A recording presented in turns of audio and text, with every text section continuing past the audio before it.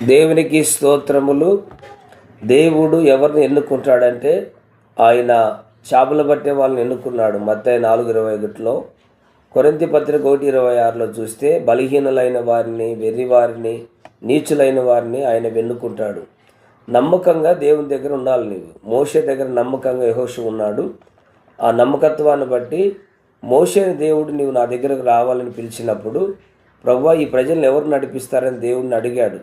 ఇదిగో గుడారంలో నమ్మకంగా పనిచేస్తున్న యెహోషువను పిలుచు, ఆయన అభిషేకించు అన్నప్పుడు మోషే ఆయన చేతుల నుంచి ప్రార్థన చేశాడు.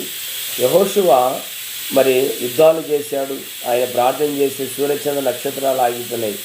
యెహోషువ గొప్ప కార్యాలు, అంటే మోషే కొద్ది గొప్ప కార్యాలు యెహోషువ చేసి దేవుని ఎదుట ఎన్నుకున్నాడు. ఈ లోకంలో నేను ఎవరేమనుకున్నా దేవుని ఎన్నుకుంటే నీ ద్వారా దేవుడు గొప్ప కార్యాలు చేస్తాడు. దేవునికి స్తోత్రం.